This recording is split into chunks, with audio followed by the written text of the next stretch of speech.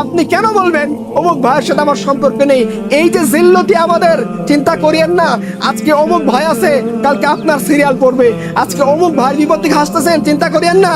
যতক্ষণ ইমানদার আছে, যতক্ষণ মুমিন দাবি করতেছেন, টুপি আছে, মসজিদে যান, ইমানের সাক্ষ্য দেন, কুফার আপনাকে ছাড়বে না। এটাই তো ভালো ছিল। বাঁচলে একসাথে মরবো, বাঁচবো, মরলে একসাথে মরবো। মৃত্যু তো আসেই যাবে।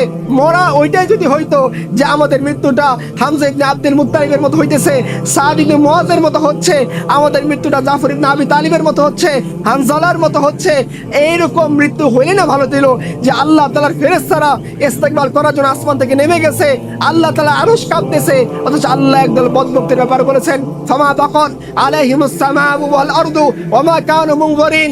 একদল বদভক্ত, একদল পাপী, একদল ফাসিক, একদল ফুজ্জার আছে, যারা মরে যায় তাদের মৃত্যুতে না আসমান কাঁদে, না জমিন কাঁদে, না কেউ তার জন্য অনুশোচনা করে।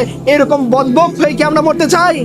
না, ইমানদার হয়ে মরতে চাই। ইমানের ন্যূনতম দাবি তো এটাই যে ইমানদারের কাছে তার বোন সুরক্ষিত থাকবে, ইমানদারের কাছে তার সমাজ সুরক্ষিত থাকবে, ইমানদার শরিয়ার জন্য কাজ করবে, ইমানদার লিবারেল ডেমোক্রেসির জন্য কাজ করবে, ইমানদার সেকুলারিজমের জন্য কাজ করবে, ইমানদার পুঁজিবাদের জন্য কাজ করবে, ইমানদার বামপন্থার জন্য কাজ করবে।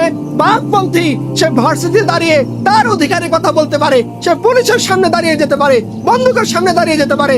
লিবারেল ডেমোক্রেট সেকুলাররা তারা তাদের আইডিওলজির জন্য মানুষের মোকাবেলায় দাঁড়িয়ে যেতে পারে, সাহসিকতা দেখাইতে পারে, উত্তেজনা দেখাইতে পারে, শয়তানি বদমাইশি করতে পারে। আপনি দিনে হকের মধ্যে থেকে কেন সাহসিকতা দেখাইতে পারবেন না?